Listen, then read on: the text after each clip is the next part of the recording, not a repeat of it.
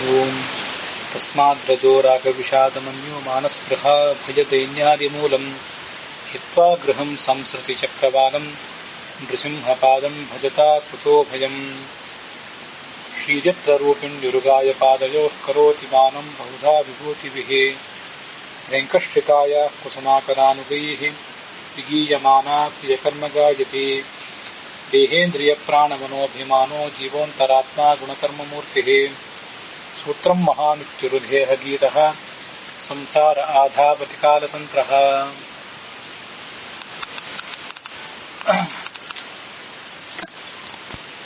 ನ ದೇವಾಯಷ್ಟಿಮಾದಾಯ ರಕ್ಷಂತಿ ಪಶುಪಾಲವತ್ ಯಂ ತು ರಕ್ಷಿತುಮಿಚ್ಛಂತಿ ಬುದ್ಧ್ಯಾ ಸಂಯೋಜಯಂತಿ ತಂ ಯೋಧೀಯಾಯ ಗುರೋಃ ಶಾಸ್ತ್ರಂ ಶಸ್ತ್ರಂ ಚ ಭೃಗುಪುಂಗವಾತ್ ಅನ್ವಶಾತ್ ಧರ್ಮಜಂ ಧರ್ಮಂ ತಂ ಭೀಷ್ಮಂ ಪ್ರಣಮಾಮ್ಯಹಂ. ಶ್ರೀ ಗುರುಭ್ಯೋ ನಮಃ. ಮಹಾಭಾರತ ಪ್ರವಚನ ಸರಣಿಯಲ್ಲಿ 1199ನೆಯ ಅನುಶಾಸನ ಪರ್ವದ 132ನೇ ಭಾಗವನ್ನು ಇವತ್ತು ನಾವು ಶ್ರವಣಕ್ಕೆ ತಂದುಕೊಳ್ಳುವರಿದ್ದೇವೆ. ವಾವಿಳ್ಯ ರಾಮಸ್ವಾಮಿ ಶಾಸ್ತ್ರಿಗಳ ಪಾಠದಲ್ಲಿ ಇದು 86ನೇ ಅಧ್ಯಾಯ. ಟಿ.ಆರ್. ಕೃಷ್ಣಾಚಾರ್ಯರ ಪಾಠದಲ್ಲಿ ಈಗ ನಾವು ನೋಡ್ತಾ ಇರುವ ಅಧ್ಯಾಯ ಕಾಣಿಸುವುದಿಲ್ಲ. ವೈಷ್ಣವ ಪಾಠದಲ್ಲಿ 149ನೇ ಅಧ್ಯಾಯ ಇದೆ. ಗೀತಾ ಪ್ರೆಸ್ಸಿನ ಪಾಠದಲ್ಲಿ ಕೂಡ ಈಗ ನಾವು ನೋಡ್ತಾ ಇರುವಂತಹ ಅಧ್ಯಾಯ ಕಂಡು ಬರೋದಿಲ್ಲ. ಈಗ ಅನೇಕ ಅಧ್ಯಾಯಗಳನ್ನು ನಾವು ನೋಡಿದ್ದೀವಲ್ಲ, ಈ ಅಧ್ಯಾಯಗಳಲ್ಲಿ ಈ ಎಲ್ಲ ಅಧ್ಯಾಯಗಳು ಕೂಡ ಉತ್ತರ ಭಾರತದ ಪಾಠದಲ್ಲಿ ಕಾಣಿಸ್ತಾ ಇರಲಿಲ್ಲ. ಕೇವಲ ದಕ್ಷಿಣ ಭಾರತದ ಪಾಠಗಳಲ್ಲಿ ಮಾತ್ರ ಇವು ಕಾಣಿಸ್ತಾ ಇದ್ದವು. ದಕ್ಷಿಣ ಭಾರತದ ಪಾಠಗಳಲ್ಲಿಯೂ ಕೂಡ ಎಲ್ಲ ಕಡೆ 3 ಪಾಠಗಳಲ್ಲಿ, ವಾವಿಳ್ಯ ರಾಮಸ್ವಾಮಿ ಶಾಸ್ತ್ರಿಗಳ ಪಾಠದಲ್ಲಿ ಮತ್ತೆ ಟಿ.ಆರ್. ಕೃಷ್ಣಾಚಾರ್ಯರ ಪಾಠದಲ್ಲಿ, ಅದಲ್ಲದೆ ವೈಷ್ಣವ ಪಾಠಗಳಲ್ಲಿ ಇವು ಕಾಣಿಸ್ತಾ ಇತ್ತು.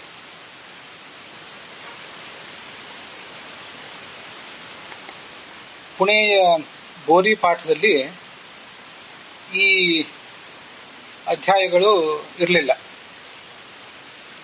ಆದ್ದರಿಂದ ಈ ಅಧ್ಯಾಯಗಳನ್ನ ಪ್ರಕ್ಷಿಪ್ತ ಅನ್ನುವ ಗುಮಾನಿಂದನೇ ನಾವು ನೋಡಬೇಕಾಗ್ತದೆ ಅನ್ನೋದನ್ನು ಕೂಡ ನಾವು ಗಮನಿಸುತ್ತೇವೆ. ಈಗೊಂದು ನೋಡ್ತಾ ಇರುವ ಅಧ್ಯಾಯ ಇದೆಯಲ್ಲ, ಆರಾಮಾಣಾಂ ತಡಾಗಾನಾಂ ಅಂತ ಏನು ಪ್ರಾರಂಭ ಕಾಣುವ ಅಧ್ಯಾಯ, ಈ ಒಂದು ಅಧ್ಯಾಯ ಆ ಪುಣೆಯ ಪಾಠದಲ್ಲಿ ಕಾಣಿಸ್ತದೆ. 99ನೇ ಅಧ್ಯಾಯವಾಗಿ ಅಲ್ಲಿ ಕಾಣಿಸ್ತದೆ. 86ನೇ ಅಧ್ಯಾಯವಾಗಿ ವಾವಿಳ್ಯ ರಾಮಸ್ವಾಮಿ ಶಾಸ್ತ್ರಿಗಳ ಪಾಠದಲ್ಲಿ, ವೈಷ್ಣವ ಪಾಠದಲ್ಲೂ ಇದೆ. ಉತ್ತರ ಭಾರತದ ಪಾಠದಲ್ಲಂತೂ ಇದು ಇಲ್ಲವೇ ಇಲ್ಲ. ಮತ್ತು ಟಿ.ಆರ್. ಕೃಷ್ಣಾಚಾರ್ಯರ ಪಾಠದಲ್ಲೂ ಕೂಡ ಇದು ಇಲ್ಲ ಅಂತ ಅನ್ನೋದನ್ನ ನಾನೀಗ ಹೇಳಿದೆ. ಇಲ್ಲಿಯವರೆಗೆ ಕಂಡು ಬಂದ ಅಧ್ಯಾಯಗಳೆಲ್ಲ ಟಿ.ಆರ್. ಕೃಷ್ಣಾಚಾರ್ಯರ ಪಾಠದಲ್ಲಿವೆ. ಆದರೆ ಇದೊಂದು ಅಧ್ಯಾಯ, ಈ ಆರಾಮಾಣಾಂ ತಡಾಗಾನಾಂ ಅನ್ನುವ ಅಧ್ಯಾಯ, ಅಥವಾ ಕೆಲವು ಕಡೆ ಅದು ಸಂಸ್ಕೃತಾನಾಂ ತಟಾಕಾನಾಂ ಯತ್ ಫಲಂ ಕುರು ಪುಂಗವ ಅಂತ ಹೀಗಿದೆ. ಅಂತೂ ಈ ಒಂದು ಅಧ್ಯಾಯ ಕೆಲವು ಕಡೆ ಇದೆ, ಕೆಲವು ಕಡೆ ಇಲ್ಲ. ಅದನ್ನು ಕೂಡ ನಾವೀಗ ಶ್ರವಣಕ್ಕೆ ತಂದುಕೊಳ್ಳೋಣ.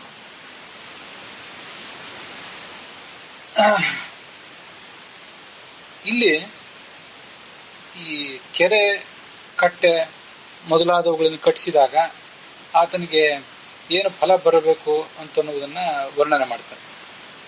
ವೃಕ್ಷಗಳ ಬಗ್ಗೆ ಕೂಡ ವರ್ಣನೆ ಮಾಡ್ತಾರೆ. ಆದರೆ ಈ ಅಧ್ಯಾಯವೂ ಕೂಡ ಅಷ್ಟು ಸುಸಂಗತವಾದಂತಹ ವಿಷಯಗಳನ್ನ ಒಳಗೊಂಡಿಲ್ಲ.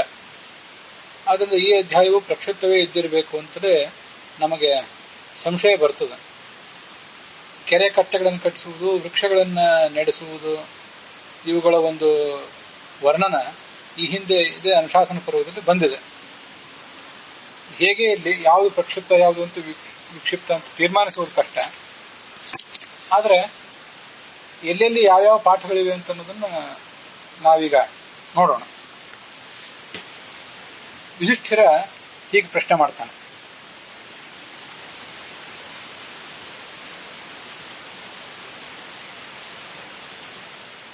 ಭೀಷ್ಮರೇ,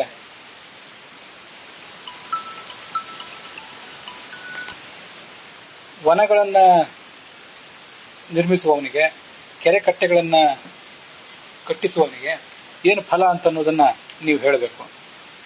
ಭೀಷ್ಮರು ಹೇಳಿದ್ರು, ಸುಪ್ರದರ್ಶ ವನವತಿ ಅಂತ ಕೆಲವು ಕಡೆ ಪಾಠ, ಧನಪತಿ ಅಂತ ಇನ್ನು ಕೆಲವು ಕಡೆ ಪಾಠ. ಭೂಮಿ ಯಾವುದು ಶ್ರೇಷ್ಠ? ಎಲ್ಲ ಕಡೆ ಗಿಡ ಮರಗಳು ಬೆಳೆದಿರಬೇಕು, ಧಾತುಗಳು, ಬಂಗಾರ ಬೆಳ್ಳಿ ಮೊದಲಾದ ಖನಿಜಗಳು ಎಲ್ಲ ಕಡೆ ಸಿಗುವಂತಿರಬೇಕು, ಮತ್ತು ಎಲ್ಲ ಬೀಜಗಳಿಂದಲೂ ಕೂಡಿದ್ದು ಆಗಿರಬೇಕು. ಅಂಥ ಭೂಮಿಯೇ ಶ್ರೇಷ್ಠ ಅಂತ ಎಲ್ಲ ಕಡೆ ಕೇಳಿ ಬರ್ತದೆ. ಈಗ ಮುಂದೆ ಕೆರೆ ಕಟ್ಟೆಗಳ ನಿರ್ಮಾಣದ ಬಗ್ಗೆ ಹೇಳ್ತೇನೆ, ಅದನ್ನ ಕೇಳು. 3 ಲೋಕದಲ್ಲಿಯೂ ಆತನಿಗೆ ಗೌರವ ಸಿಗ್ತದೆ ಕೆರೆ ಕಟ್ಟೆಗಳನ್ನು ಕಟ್ಟಿಸಿದವನಿಗೆ. ಅಥವಾ ಮಿತ್ರ ಸದನಂ, ಈ ಕೆರೆ ಕಟ್ಟೆಗಳನ್ನು ಕಟ್ಟಿಸುವುದೇನಿದೆ ಇದು ಸ್ನೇಹಿತರೆಲ್ಲರೂ ಕೂಡ ಅಲ್ಲಿ ಬಂದು ಸೇರ್ತಾರೆ.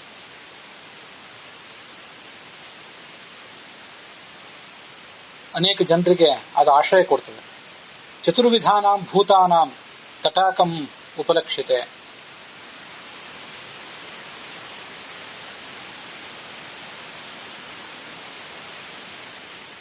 ಧರ್ಮ, ಅರ್ಥ, ಕಾಮ ಇದೆಲ್ಲವನ್ನೂ ಮನುಷ್ಯ ಹೊಂದಬಹುದು ಈ ಕೆರೆ ಕಟ್ಟೆ ಕಟ್ಟಿಸುವುದರಿಂದ.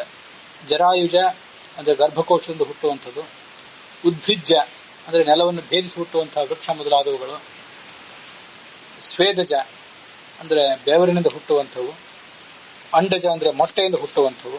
ಈ ಥರದ ಎಲ್ಲಾ ಪ್ರಾಣಿಗಳಿಗೂ ಕೂಡ ಇವು ಆಶ್ರಯ ಕೊಡ್ತಾರೆ.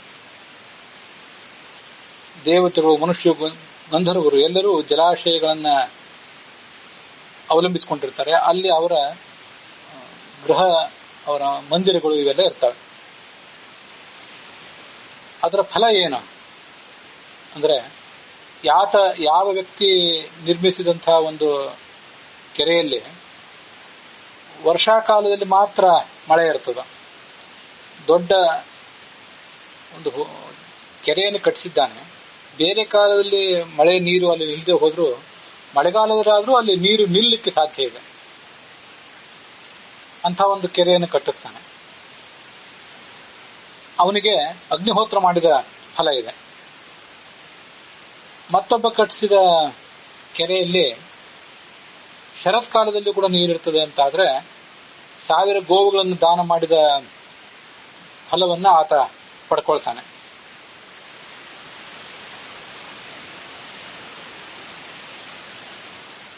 ಹೇಮಂತ ಋತುವಿನಲ್ಲಿ ಆತ ಕಟ್ಟಿಸಿದ ಕೆರೆಯಲ್ಲಿ ನೀರಿದ್ರೆ ಸುವರ್ಣ ದಾನ ಮಾಡಿ ಏನು ಯಜ್ಞ ಮಾಡ್ತಾರೆ ಆ ಯಜ್ಞದ ಫಲವನ್ನು ಹೊಂದುತ್ತಾನೆ.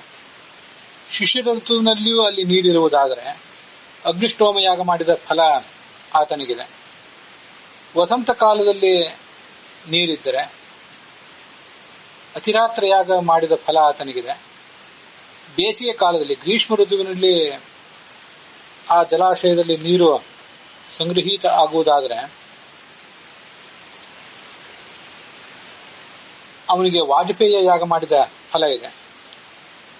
ಗೋವುಗಳು ಮೊದಲಾದ ಪ್ರಾಣಿಗಳು ಎಲ್ಲವೂ ಅಲ್ಲಿ ಬಂದು ಜಲಪಾನ ಮಾಡ್ತವೆ. ಸರ್ವಭೂತಗಳಿಗೂ ಕೂಡ ನೀರಂತನ್ನೋದು ಬೇಕೇ ಬೇಕು.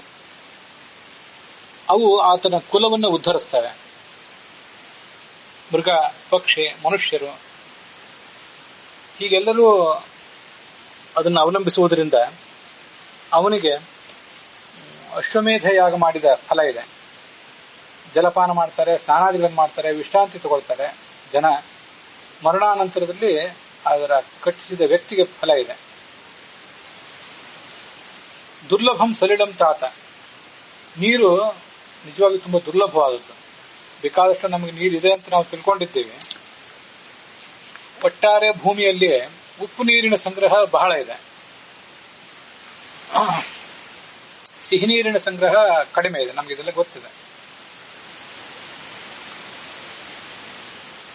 ವಿಶೇಷಣ ಪರತ್ರವಯ, ಪರಲೋಕದಲ್ಲಿ ಆ ಜಲದಾನದ ಫಲ ಪಡ್ಕೊಳ್ಬೇಕಾದ್ರೆ ಇಹಲೋಕದಲ್ಲಿ ಸಾಕಷ್ಟು ಸಾಧನೆ ಮಾಡಿರ್ಬೇಕು, ಮಾಡಿದ್ರೇನೆ ಅದು ಸಾಧ್ಯ. ತಿಲಾನ್ ದದತ, ದದತ ಅಂತ ಕೆಲವು ಕಡೆ ಇದೆ, ದದತಿ ಅಂತ ಇನ್ ಕೆಲವು ಕಡೆ ಇದೆ. ಪಾನೀಯಂ ದೀಪಾನ್ ದದತ, ಜಾಗೃತ, ಜಾಗೃತ, ನೀವು ಎಚ್ಚರಿಕೆ ಮಾಡಿಕೊಳ್ಳಿರಿ, ಎಚ್ಚರದಿಂದಿರಿ, ಈ ವಿಷಯವನ್ನು ಗಮನಿಸ್ರಿ ಅಂತ ಅರ್ಥ. ಎಳ್ಳು ದಾನ ಮಾಡಿ, ದೀಪ ದಾನ ಮಾಡಿ, ಮತ್ತೆ ಇಹಲೋಕದಲ್ಲಿ ಬಂಧುಗಳ ಜೊತೆ ಸಂತೋಷದಿಂದಿರಿ, ಪರಲೋಕದಲ್ಲಿಯೂ ಕೂಡ ಆ ಒಂದು ಸುಖ ಪಡೆಯಿರಿ. ಸರ್ವದಾನಗಳಿಗಿಂತಲೂ ಜಲದಾನ ಬಹಳ ದೊಡ್ಡದು. ವೃಕ್ಷಗಳನ್ನು ನೆಟ್ಟಿದ್ರಿಂದ ಏನು ಫಲ ಬರಬೇಕು ಅಂತ ಹೇಳ್ತೇನೆ. ವೃಕ್ಷಗಳಲ್ಲಿ 6 ಪ್ರಭೇದಗಳಿವೆ. ವೃಕ್ಷ, ಗುಲ್ಮ, ಲತಾ ಮತ್ತೆ ವಲ್ಲಿ. ವಲ್ಲಿ ಅನ್ನೋದನ್ನೇ ಕನ್ನಡದಲ್ಲಿ ಬಳ್ಳಿ ಅಂತ ಹೇಳ್ತಾರೆ. ತ್ವಕ್ಸಾರ ಮತ್ತೆ ತೃಣ ಅಂತ, ಹೀಗೆ 6 ಥರದ ಪ್ರಭೇದಗಳಿವೆ. ಅವಕ್ಕೆಲ್ಲ ಏನೇನು ಅರ್ಥ? ವೃಕ್ಷಗಳು ಅಂದ್ರೆ ದೊಡ್ಡ ದೊಡ್ಡ ವೃಕ್ಷಗಳು, ಗುಲ್ಮಗಳು ಅಂದ್ರೆ ಪೊದೆಗಳು, ಲತೆಗಳು ಅಂದ್ರೆ ಗಿಡವನ್ನ, ದೊಡ್ಡ ದೊಡ್ಡ ಮರಗಳನ್ನು ಹಬ್ಬಿಕೊಂಡು ಬೆಳೆಯುವಂತಹ ಬಳ್ಳಿಗಳು. ಇನ್ನು ವಲ್ಲಿ ಅಂದ್ರೆ ನೆಲದ ಮೇಲೆ ಹರಡಿಕೊಳ್ಳುವಂಥವು ಅಂತ ಹೀಗರ್ಥ. ತ್ವಕ್ಸಾರ ಅಂದ್ರೆ ಬಿರುಸಾದಂತಹ ತೊಗಟೆ ಇರುವಂತಹ ಬಿದಿರು ಮೊದಲಾದದ್ದು. ತೃಣ ಅಂದ್ರೆ ಹುಲ್ಲು. ಈಗ 6 ವಿಧ ಅಂತ ಹೇಳಿದ್ದಾರೆ. ಈ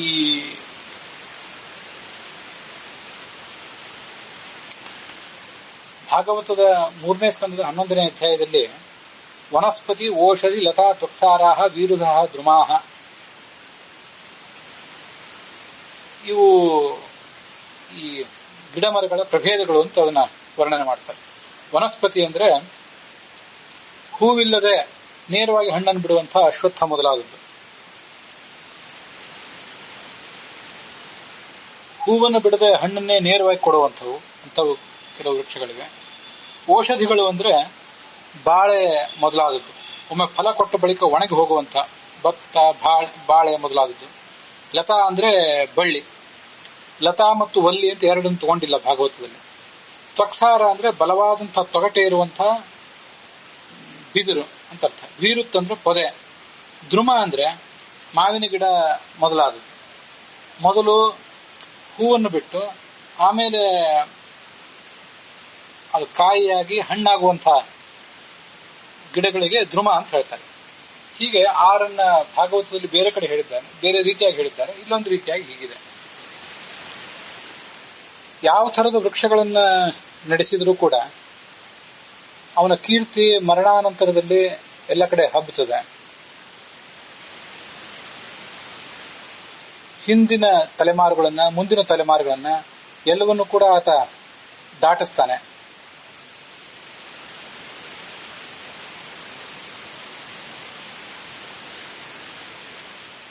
ತಸ್ಯ ಪುತ್ರಾಹ ಭವಂತ್ಯೇತೆ ಪಾದಪಾಹ ನ ಸಂಶಯ ನಾತ್ರ ಸಂಶಯ.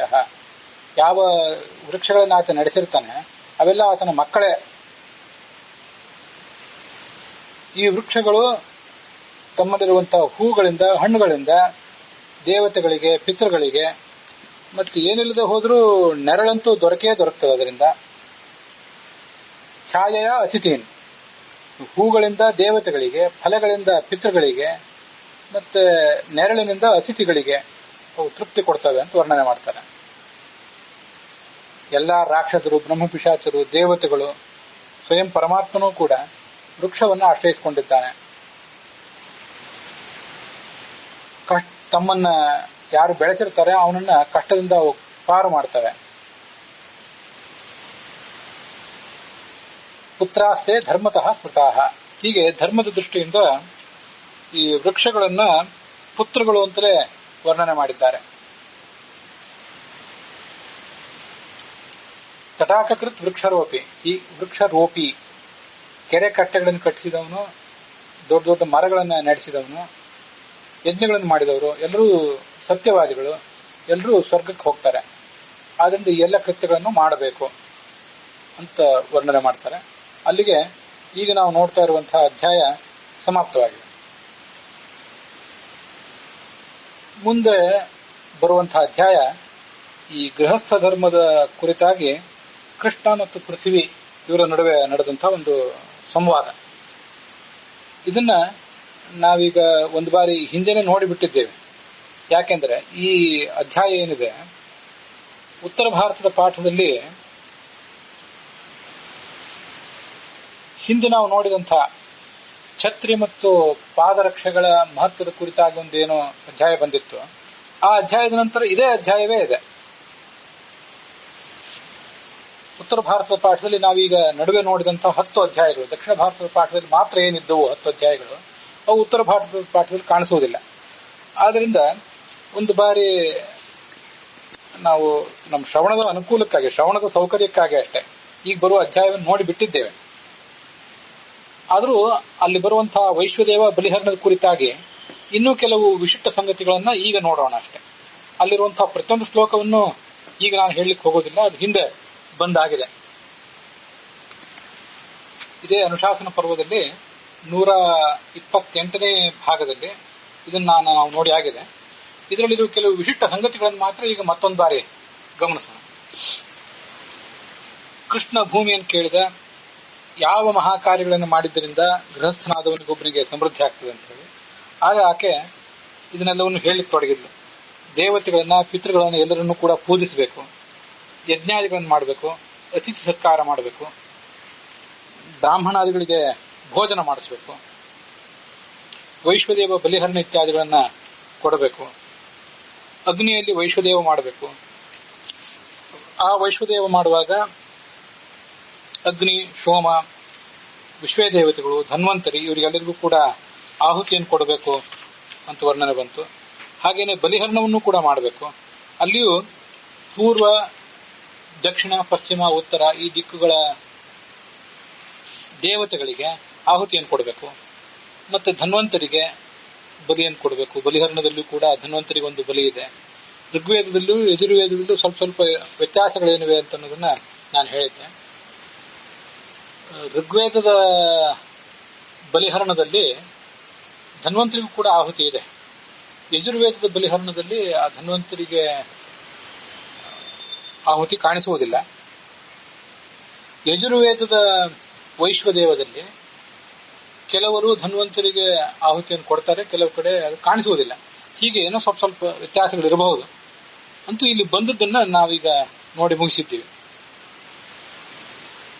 ಅತಿಥಿ ಅಂದರೆ ಅನಿತ್ಯಂ ಹಿ ಸ್ಥಿತೋ ಯಸ್ಮಾತ್ ತಸ್ಮಾತ್ ಅತಿಥಿ ರುಚ್ಯತೆ ಅಂತ 19ನೇ ಶ್ಲೋಕ. ಅದು ಸ್ಥಿರವಾಗಿ ಒಂದೇ ಕಡೆ ನಿಲ್ಲೋದಿಲ್ಲ, ಅಂಥವನನ್ನ ಅತಿಥಿ ಅಂತ ಹೇಳಬೇಕು. ನಿರ್ದಿಷ್ಟವಾದ ತಿಥಿ ಆತನಿಗಿರೋದಿಲ್ಲ, ಆದ್ರಿಂದ ಅವನನ್ನ ಅತಿಥಿ ಅಂತ ಹೇಳಬೇಕು.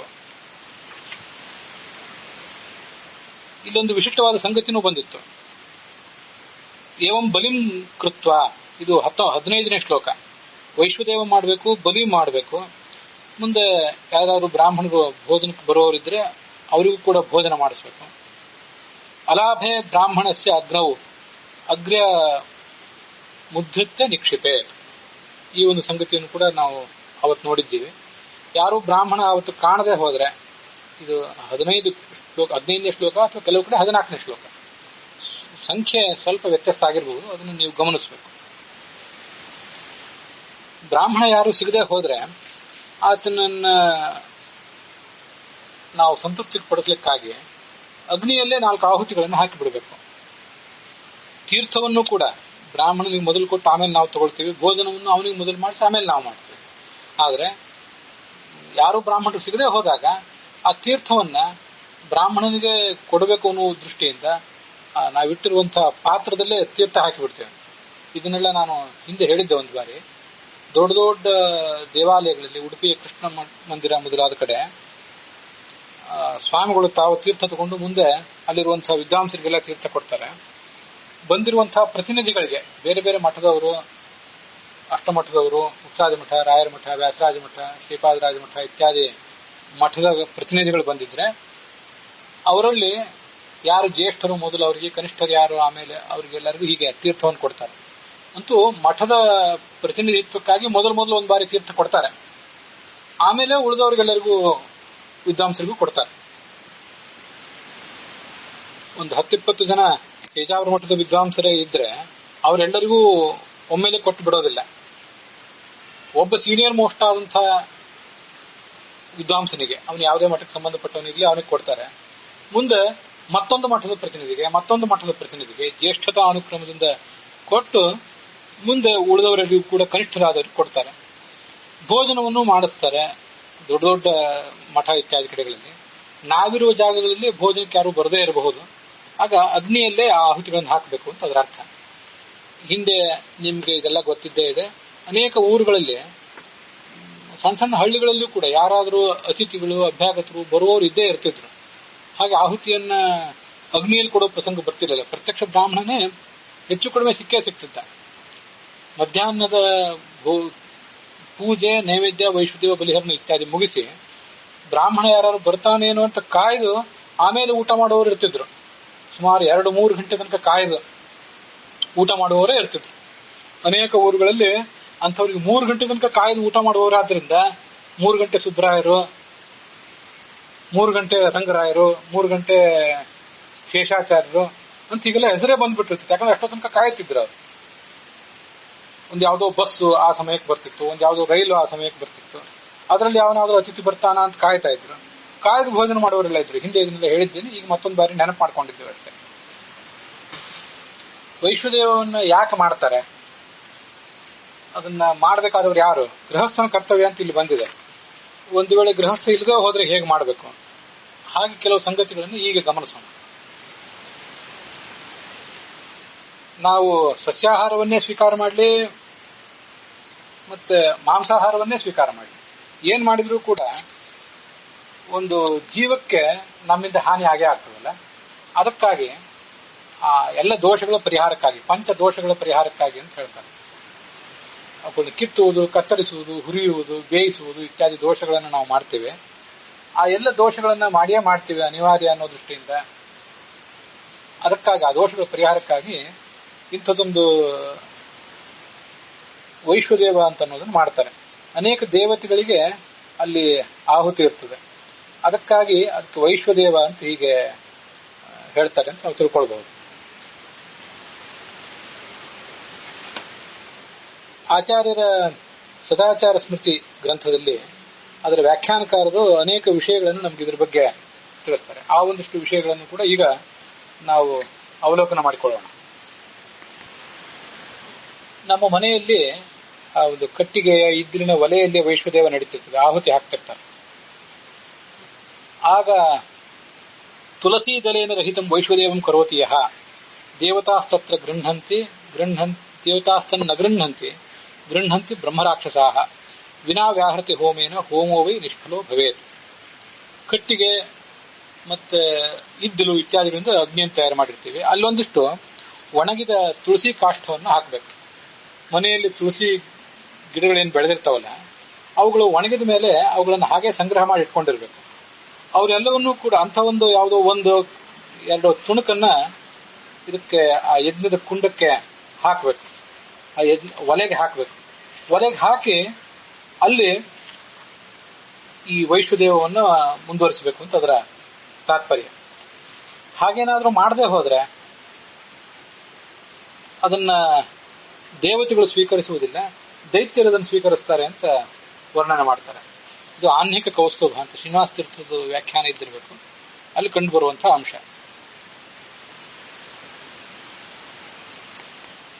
ಯಸ್ಮಿನ್ ಅಗ್ನೌ ಪಚೇದನ್ನಂ ತಸ್ಮಿನ್ ಹೋಮೋ ವಿಧೀಯತೆ. ಯಾವ ಅಗ್ನಿಯಲ್ಲಿ ನಾವು ನಮ್ಮ ಆಹಾರ ಪದಾರ್ಥಗಳನ್ನು ಬೇಯಿಸಿರ್ತೀವಿ ಅದೇ ಅಗ್ನಿಯಲ್ಲೇ ಈ ವೈಶ್ವದೇವ ಹೋಮವನ್ನು ಕೂಡ ಮಾಡಬೇಕು. ವೈಶ್ವದೇವಕ್ಕೆ ಉಪಯೋಗಿಸುವಂತಹ ಈ ಅನ್ನ ಏನಿದೆ ಅದನ್ನ ಈಗಾಗಲೇ ಭಗವಂತನಿಗೆ ಒಂದು ಬಾರಿ ನಿವೇದನೆ ಮಾಡಿರ್ತಾರೆ. ಭಗವಂತನಿಗೆ ಒಂದು ಬಾರಿ ನಿವೇದನೆ ಮಾಡಿ ಅದನ್ನ ಮತ್ತೊಂದು ಬಾರಿ ಅಗ್ನಿಗೆ ನಿವೇದಿಸ್ತಾರೆ. ಅಗ್ನಿಯಲ್ಲಿ ಅಂತರ್ಗತನಾದಂತಹ ಭಗವಂತನಿಗೆ ಆ ವೈಶ್ವದೇವವನ್ನು ಮಾಡುವಾಗ ಈಗಾಗಲೇ ಒಂದು ಬಾರಿ ಅವನಿಗೆ ಅದು ನಿವೇದಿತ ಆಗಿ ಹೋಗಿದೆ, ನೈವೇದ್ಯ ಮಾಡಿ ಮಂಗಳಾರತಿ ಆಗಿದೆ. ಅದೇ ಆಹಾರ, ಅದೇ ಅನ್ನವನ್ನೇ ಮತ್ತೆ ಭಗವಂತನಿಗೆ ನಿವೇದನೆ ಮಾಡ್ತಾರೆ. ಅದೇನು ತಪ್ಪಿಲ್ಲ ಅಂತ ವ್ಯಾಖ್ಯಾನದಲ್ಲಿ ಅದನ್ನು ವರ್ಣಿಸ್ತಾರೆ. ಪ್ರತಿಮಾಯಾಮ್ ಅರ್ಪಿತಮ್ಮೆ ನಾರ್ಪಯೇ ಪ್ರತಿಮಾಂತರೆ. ಒಂದು ಅನ್ನವನ್ನ ಬೇಯಿಸಿ ಒಂದು ಪ್ರತಿಮಾದಲ್ಲಿರುವಂತಹ ಭಗವಂತನಿಗೆ ಅರ್ಪಿಸಿದ ಮೇಲೆ ಮತ್ತೊಂದು ಪ್ರತಿಮಾದಲ್ಲಿರುವ ಭಗವಂತನಿಗೆ ಅದನ್ನು ಅರ್ಪಿಸಬಾರ್ದಷ್ಟೇ. ಆದರೆ ಮೊದಲು ಪ್ರತಿಮಾದಲ್ಲಿರುವ ಭಗವಂತನಿಗೆ ಅದನ್ನು ಅರ್ಪಿಸಿ ಮುಂದೆ ಅಗ್ನಿಯಲ್ಲಿರುವಂತಹ ಭಗವಂತನಿಗೆ ಅದನ್ನು ಅರ್ಪಿಸಿದ್ರೆ ಅದರಲ್ಲೇನೂ ದೋಷ ಇಲ್ಲ. ಯಥಾಗ್ನೋ ಸಂಸ್ಕೃತಾಜ್ಯಂತೂ ನಹಿ ಸಂಸ್ಕ್ರಿಯತೆ ಪುನಃ. ಹೀಗೆ ಅದರಲ್ಲಿ ಯಾವುದೇ ದೋಷ ಇಲ್ಲ ಅಂತ ವ್ಯಾಖ್ಯಾನಗಳಲ್ಲಿ ವರ್ಣನೆ ಇದೆ. ಅನೇಕ ಪುರಾಣಗಳ ಶ್ಲೋಕಗಳನ್ನ ವರ್ಣಿಸ್ತಾರೆ. ಪಂಚರಾತ್ರ ಮೊದಲಾದ ಪುರಾಣಗಳ ಶ್ಲೋಕಗಳು ಅಲ್ಲಿ ವರ್ಣಿತ ಇವೆ. ಹಾಗಾಗಿ ನೈವೇದ್ಯ ಒಂದು ಬಾರಿ ಭಗವಂತನಿಗೆ ಆದ ಮೇಲೆ ವೈಶ್ವದೇವಕ್ಕಾಗಿ ಮತ್ತು ಬಲಿಹರಣಕ್ಕಾಗಿ ಒಂದಿಷ್ಟು ಅನ್ನವನ್ನ ತೆಗೆದಿಟ್ಕೊಂಡು ಮುಂದೆ ಲಕ್ಷ್ಮೀದೇವಿ, ಮುಖ್ಯ ಪ್ರಾಣ ಮೊದಲಾದವರಿಗೆ ಅದನ್ನ ಆ ಪಾತ್ರೆಯಲ್ಲಿರುವಂತಹ ಅನ್ನವನ್ನ ನಿವೇದಿಸಿ ಅದರ ಬಳಿಕ ಮೂರನೇ ಹಂತದಲ್ಲಿ ಬೇರೆ ದೇವತೆಗಳಿಗೂ ನಿವೇದಿಸ್ತಾರೆ. ಪರಮಾತ್ಮನಿಗೆ ಮಾತ್ರ ನಿವೇದಿಸಲ್ಪಟ್ಟಂತಹ ಪ್ರತ್ಯೇಕವಾಗಿ ತೆಗೆದಿಡಲ್ಪಟ್ಟಂತಹ ಒಂದಿಷ್ಟು ಅನ್ನದ ಗುಂಪು, ವೈಶ್ವದೇವ ಮತ್ತು ಬಲಿಹರಣಕ್ಕಾಗಿ ತೆಗೆದಿಡಲ್ಪಟ್ಟಂತಹ ಅನ್ನದ ಗುಂಪು ಏನಿದೆ ಅದರಿಂದ ವೈಶ್ವದೇವ ಬಲಿಹರಣ ಇತ್ಯಾದಿಗಳನ್ನು ಮಾಡ್ತಾರೆ.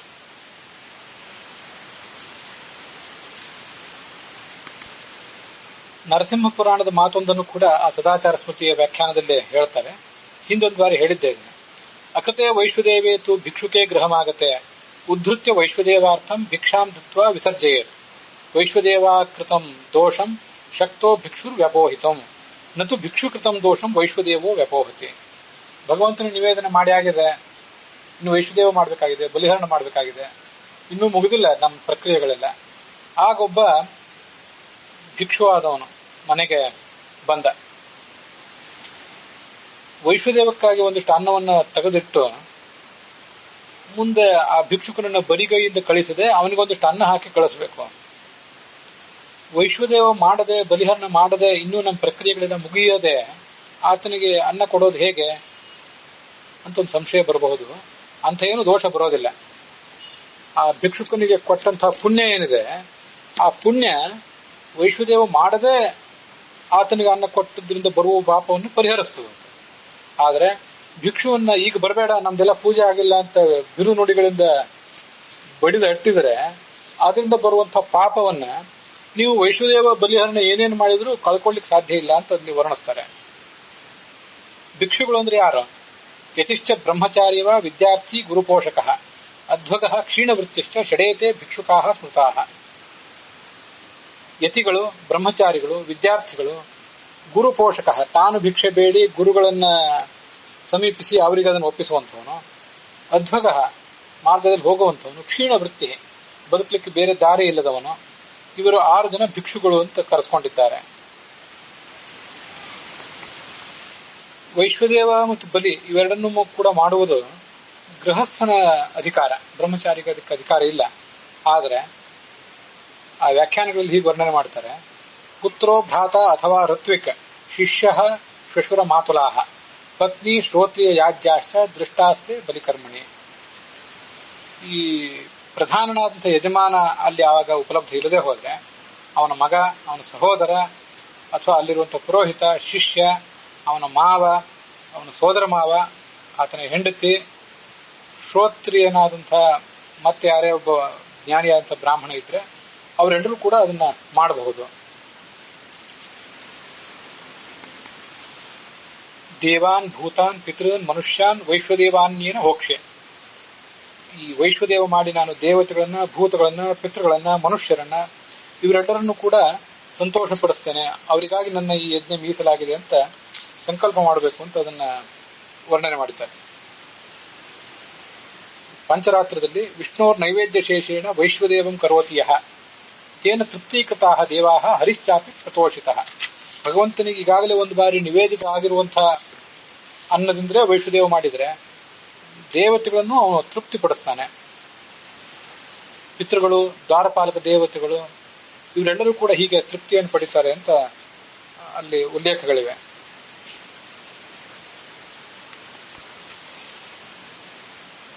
ಚೋರೋವ ಇದು ಚಾಂಡಾಲ ಬ್ರಹ್ಮಘ್ನ ಬ್ರಹ್ಮಘಾತಕ ವೈಶ್ವದೇವೇತು ಸಂಪ್ರಾಪ್ತೆ ಸಹ ಅತಿಥಿ ಸ್ವರ್ಗ ಸಂಗ್ರಹ. ಅತಿಥಿಯನ್ನು ಹೇಗೆ ಪೂಜಿಸಬೇಕು ಇದು ವಸಿಷ್ಠ ಸ್ಮೃತಿಯಲ್ಲಿ ಬರುವಂತಹ ಮಾತುಗಳನ್ನು ಹೇಳ್ತಾರೆ. ಬಂದವನು ಎಂಥವನೇ ಇರಲಿ, ಕಳ್ಳನೇ ಇರಲಿ, ಮತ್ತೆಂಥವನು ನೀಚನೇ ಇರಲಿ, ಆತನನ್ನ ಪೂಜಿಸಬೇಕು. ಅದು ಸ್ವರ್ಗದ ಪ್ರಾಪ್ತಿಗೆ ಕಾರಣ. ದೂರಾಧ್ಯೋಪಗತೋ ಯಸ್ತು ವೈಶ್ವದೇವೇ ಸಮಾಗತಃ. ವೈಶ್ವದೇವ ಆದ್ಮೇಲೆ ಬಂದಿರುವಂತಹ ವ್ಯಕ್ತಿಯನ್ನ, ದೂರ ನಡೆದು ಬಂದಿರುವಂತಹ ವ್ಯಕ್ತಿಯನ್ನ ನಾವು ಅತಿಥಿ ಅಂತ ಪರಿಗಣನೆ ಮಾಡಬೇಕು. ನಾತಿಥಿ ಪೂರ್ವಮಾಗತಃ. ವೈಶ್ವದೇವ ಆಗುವುದಕ್ಕಿಂತ ಮುಂಚೆ ಬಂದವನು ಅತಿಥಿ ಅಲ್ಲ ಅಂತ, ಆಮೇಲೆ ಬಂದವನೇ ಅತಿಥಿ. ಅತಿಥಿರಿಯಸ್ಯ ಭಗ್ನಾಶೋ ಗ್ರಹಾತ್ ಪ್ರತಿಗತೋ ಯದಿ ಸತಸ್ಮೈ ದುಷ್ಕೃತಂ ದತ್ವ ಪುಣ್ಯಮಾದಾಯ ಗಚ್ಚತಿ. ಮನೆಗೆ ಬಂದಿದ್ದಾನೆ, ಆತನಿಗೆ ಸತ್ಕಾರ ಆಗಲಿಲ್ಲ, ಆತ ನಿರಾಶನಾಗಿ ಹೋಗುವುದಾದ್ರೆ ನಮ್ಮ ಪುಣ್ಯವನ್ನು ಕಿತ್ಕೊಂಡು ಹೋಗ್ತಾನೆ. ತತ್ರಾಗತಾನ್ ವಿಪ್ರಾನ್ ಪೂಜಯೇತ್ ಅವಿಚಾರಯನ್. ಅವರ ಬಗ್ಗೆ ಯಾವುದೇ ಆಲೋಚನೆ ಮಾಡದೆ ಅವರನ್ನು ಪೂಜಿಸಬೇಕು. ನ ಪೃಚ್ಛೇದ್ ಗೋತ್ರಚರಣೆ. ಯಾವ ಗೋತ್ರದಲ್ಲಿ ಹುಟ್ಟಿದ್ದೀರಿ, ನ ಸ್ವಾಧ್ಯಾಯಂ, ಎಷ್ಟು ಓದಿದ್ದೀರಿ, ಯಾವ ಮಠದಲ್ಲಿ, ಯಾವ ಗುರುಕುಲದಲ್ಲಿ ಅಂತ ಕೇಳಬಾರದು. ತತ್ರ ಸಂಸ್ಥಂ ಹರಿಂ ಜ್ಞಾತ್ವ ಪೂಜಯೇತ್ ಅವಿಚಾರಯನ್. ಯಾವುದೇ ಆಲೋಚನೆ ಮಾಡದೆ ಆತನನ್ನ ಗೌರವಿಸಬೇಕು ಅಂತ ವರ್ಣನೆ ಮಾಡ್ತಾರೆ. ನಾವೀಗ ಬೆಳಗಿನ ಹೊತ್ತು ಅಂದ್ರೆ ಮಧ್ಯಾಹ್ನದ ಹೊತ್ತು ಅಡಿಗೆ ಮಾಡಿ ಅಲ್ಲಿ ವೈಶ್ವದೇವವನ್ನು ಮಾಡೋದನ್ನು ರೂಢಿ ಮಾಡಿಕೊಂಡಿದ್ದೇವೆ. ಸಾಯಂಕಾಲವೂ ಕೂಡ ಒಲೆಯನ್ನು ತೊಳೆದು ಪ್ರತ್ಯೇಕವಾಗಿ ಮತ್ತೊಂದು ಬಾರಿ ಅಡಿಗೆ ಆಗಬೇಕು, ಅಲ್ಲಿ ಮತ್ತೊಂದು ಬಾರಿ ವೈಶ್ವದೇವರು ಕೂಡ ಆಗಬೇಕು. ಆದ್ರೆ ಕನಿಷ್ಠ ಪಕ್ಷ ಒಂದು ಬಾರಿ ಆದ್ರೂ ಈ ವೈಶ್ವದೇವವನ್ನು ಮಾಡುವುದನ್ನು ರೂಢಿ ಮಾಡಿಕೊಳ್ಬೇಕು. ಮನೆಯಲ್ಲಿ ಯಜಮಾನನಿಲ್ಲದೆ ಹೋದಾಗ ಸ್ತ್ರೀಯರು ಮಾಡಬೇಕು ವೈಶ್ವದೇವ ಅಂತ ಬಂತು. ಇದನ್ನ ಸ್ತ್ರೀಯರಿಗೆ ವಿಶೇಷ ಮಂತ್ರಗಳೇನಾದ್ರೂ ಗೊತ್ತಿಲ್ಲದೆ ಹೋದ್ರೆ ಆಗ ಅವರು ತಾವು ಸ್ತ್ರೀ ಧರ್ಮ ಇದನ್ನು ವರ್ಣನೆ ಮಾಡುವಂತಹ ಕೆಲವು ಗ್ರಂಥಗಳೇನಿವೆ ಅದರಲ್ಲಿ ಬಂದಿರುವಂತೆ ಆಹುತಿಗಳನ್ನು ಹಾಕಬೇಕು. ಮಧ್ವಾಂತರ್ಗತ ವಿಠಲದಾಸರು ಅಂತ ವರ್ಣನೆ ಮಾಡ್ತಾರೆ. ಮಧ್ವಾಂತರ್ಗತ ವಿಠಲದಾಸರು ಅಂತ ಅವ್ರ ವರ್ಣನೆ ಇದ್ದಿರಬೇಕು. ಶ್ರೀಕೃಷ್ಣ ಅವಲಂಬನತ್ವ ಪೂರ್ಣ ಪ್ರಜ್ಞಾದಿ ಸದ್ಗುರೂನ್ ವಕ್ಷ್ಯಾಮಿ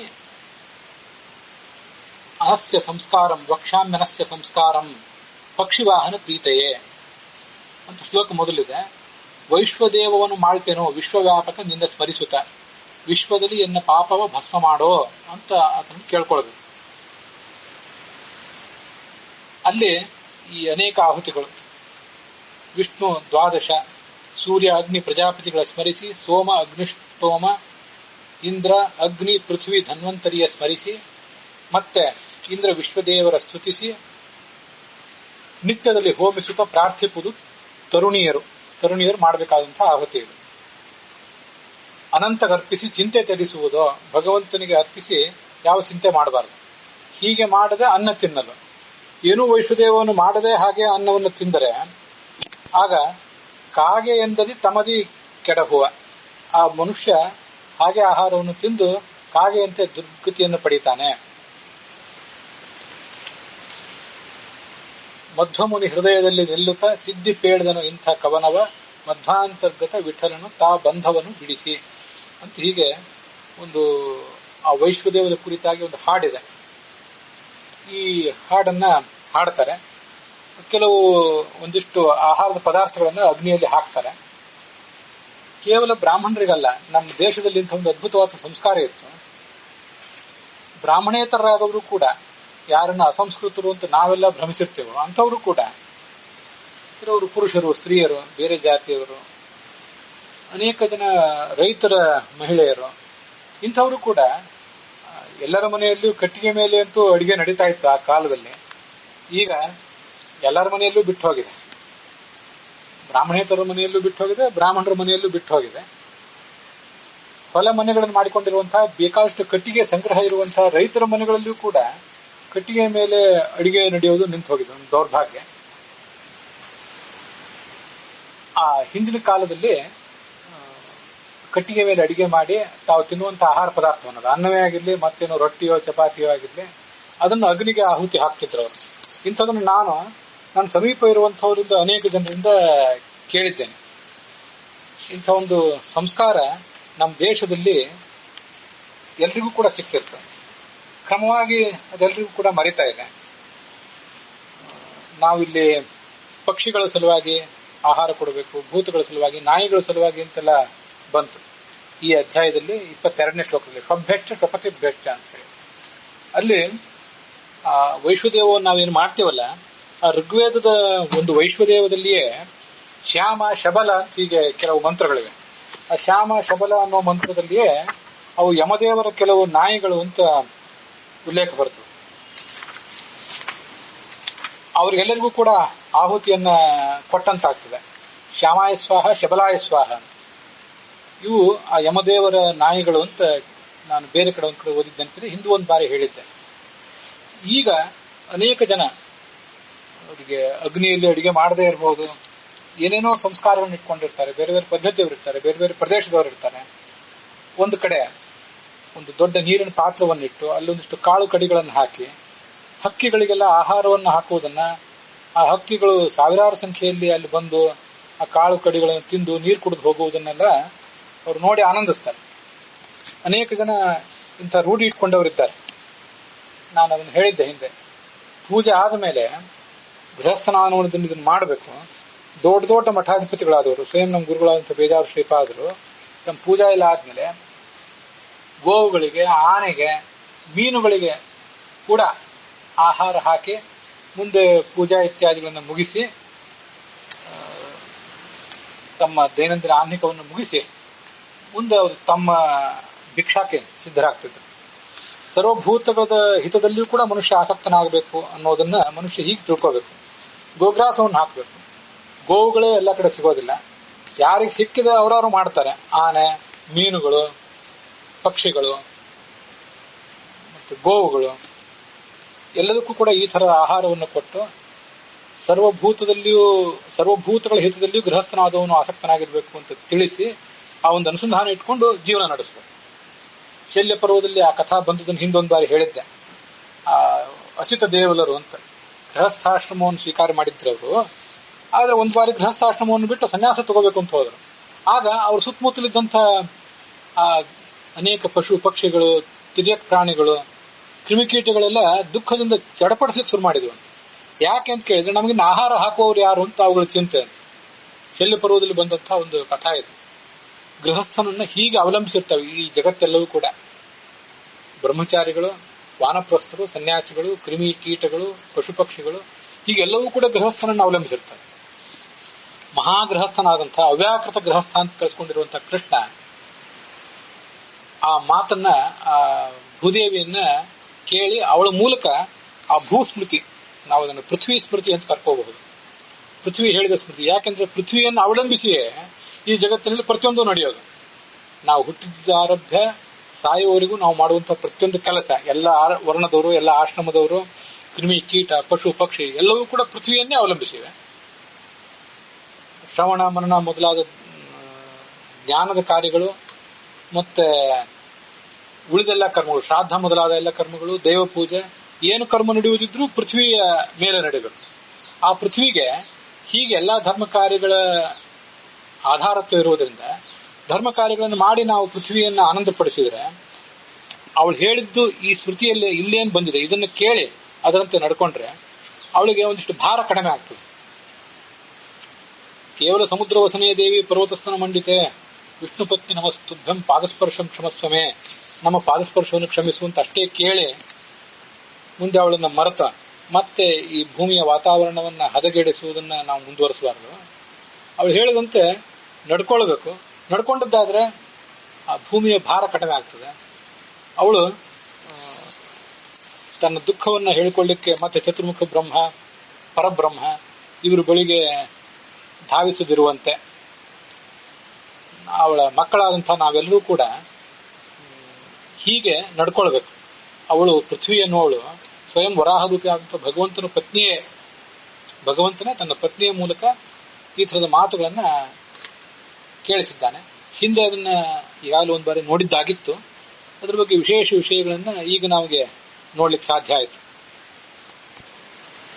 ಹೀಗೆ ಗೃಹಸ್ಥನಲ್ಲಿ ಅಂತರ್ಗತನಾದಂತಹ ಭಗವಂತ ಸೇಷ ಭೂತಾನಾಂ ಸರ್ವೇಶ ಅಯಂ ವಾ ಆತ್ಮ ಸರ್ವೇಶಾಂ ಭೂತಾನಾಂ ಲೋಕಃ ಅಂತ ಬೃಹದಾರಣ್ಯಕ ಉಪನಿಷತ್ತು ಹೇಳುವಂತೆ ಈ ಆತ್ಮನೇ, ಎಲ್ಲರಲ್ಲಿ ಅಂತರ್ಯಾಮಿ ಆದಂತಹ ಈ ಭಗವಂತನೇ ಜಗತ್ತೆಲ್ಲದಕ್ಕೂ ಕೂಡ ಆಶ್ರಯನಾಗಿದ್ದಾನೆ.